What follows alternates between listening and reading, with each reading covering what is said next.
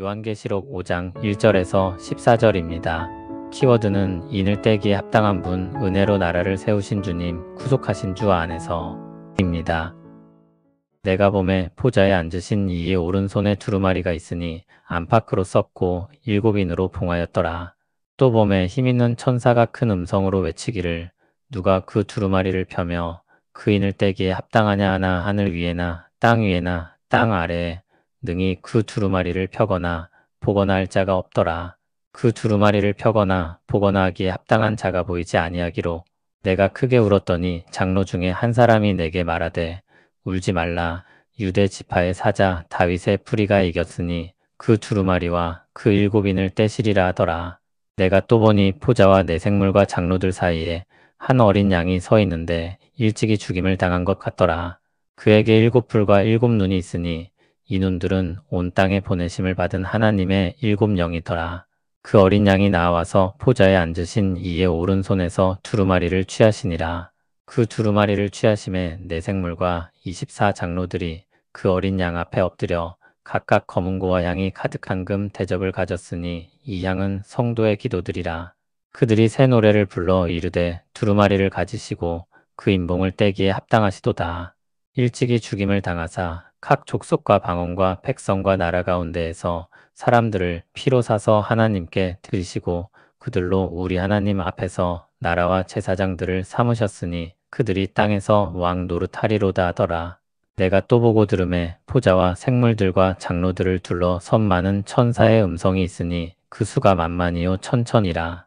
큰 음성으로 이르되 죽임을 당하신 어린 양은 능력과 부와 지혜와 힘과 존귀와 영광과 찬송을 받으시기에 합당하도다 하더라. 내가 또 들으니 하늘 위에와 땅 위에와 땅 아래와 바다 위에와 또 그 가운데 모든 피조물이 이르되 보좌에 앉으신 이와 어린 양에게 찬송과 존귀와 영광과 권능을 세세토록 돌릴지어다 하니 내 생물이 이르되 아멘하고 장로들은 엎드려 경배하더라. 아멘. 하나님의 보좌에 대한 환상이 계속됩니다. 보좌에 앉으신 이의 오른손에 두루마리가 있습니다. 안팎으로 쓰인 두루마리는 7인으로 봉해져 있습니다. 그 내용은 이어지는 내용을 보면 4장 1절에 나왔던 이후에 마땅히 일어날 일들일 것입니다. 하나님이 뜻하신 일이며 이루실 일입니다. 7인으로 봉해졌다는 것은 그 누구도 열 수 없다는 것입니다. 주권자이신 하나님만이 열 수 있는 것입니다. 이어지는 내용이 그러한 사실을 보여줍니다. 힘있는 천사가 큰 음성으로 외치는데 누가 그 두루마리를 펴며 그 인을 떼기에 합당하냐고 했습니다. 하지만 하늘 위에나 땅 위에나 땅 아래에 능히 그 두루마리를 펴거나 보거나 할 자가 없더라고 했습니다.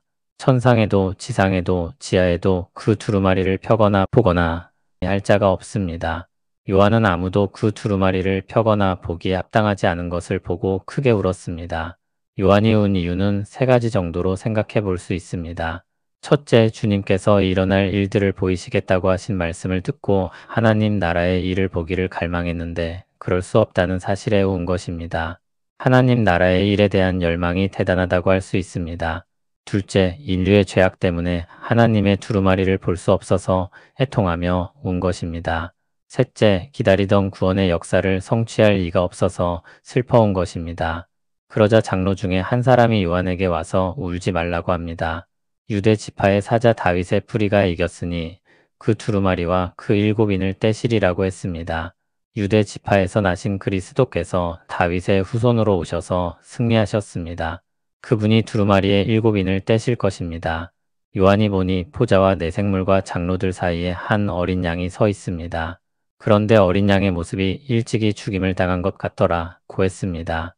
그의 몸에 전에 죽으셨던 표를 가지고 계십니다. 하나님을 순종하여 속죄의 십자가를 지시고 죽으신 공로가 영원히 남아있음을 나타내는 것입니다.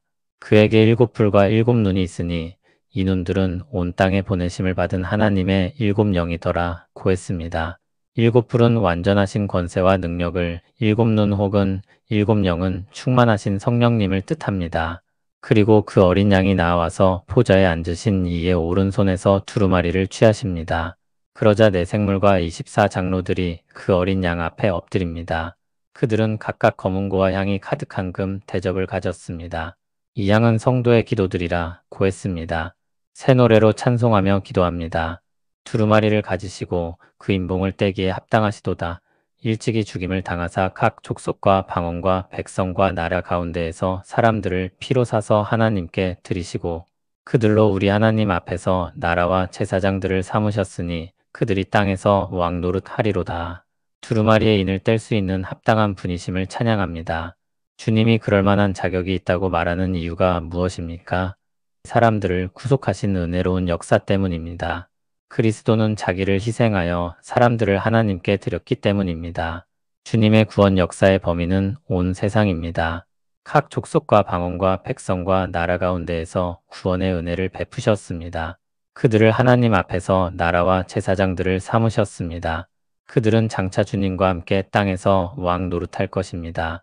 요한이 또 보고 듣습니다. 보좌와 생물들과 장로들을 둘러선 많은 천사의 음성이 있었습니다. 그 수가 만만이요 천천이라고 했습니다. 셀 수 없이 많은 수를 나타냅니다. 큰 음성으로 찬송합니다.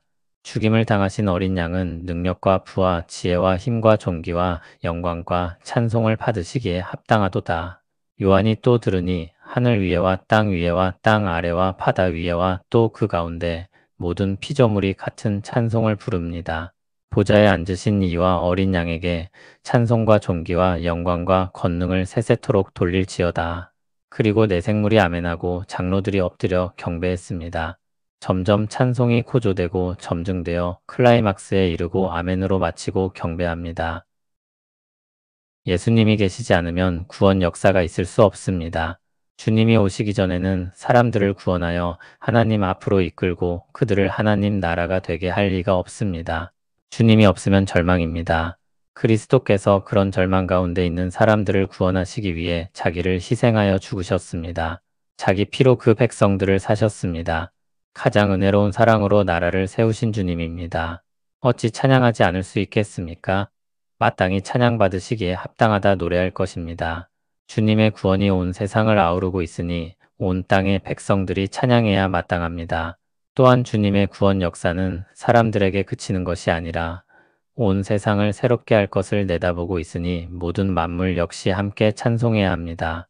주님은 참으로 찬양받기에 합당하신 구원자이십니다. 그것을 아는 자마다 주님을 향한 찬송을 들을 때 아멘으로 화답하지 않을 수 없을 것입니다. 우리의 신앙은 그리스도에 기초해야 합니다. 모든 것이 그리스도 위에 세워집니다. 주님이 계시지 않으면 모든 것은 절망입니다. 그러나 주님이 계시기에 모든 것이 희망이 됩니다. 주 안에 있으면 모든 만물이 새로운 피조물이 됩니다. 하나님 앞에 담대히 나아가게 하고 새로운 나라를 꿈꾸게 합니다. 성도가 미래를 바라보는 시각이 걱정과 두려움이 아니라 기쁨이며 소망인 것은 우리 주 예수 그리스도 때문입니다. 은혜로 우리를 구속하시는 주 안에서 두려움이 있을 수 없고 기쁨이 없을 수 없습니다. 오늘도 우리 구속자 되시는 주님을 바라보며 주 안에서 찬송하는 모두 되길 바랍니다. 아무도 받을 자격이 없는 하나님의 두루마리를 취하시고 인을 떼시며 하나님의 역사를 이루실 주님을 찬송합니다. 오직 주님만이 찬양받기에 합당하신 주이십니다.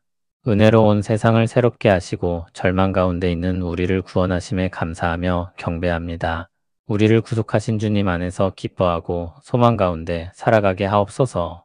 주님만을 바라보며 살아가게 하시고 주님의 모든 역사를 기대하며 아멘하며 찬양하며 살기를 원합니다. 예수님 이름으로 기도합니다. 아멘.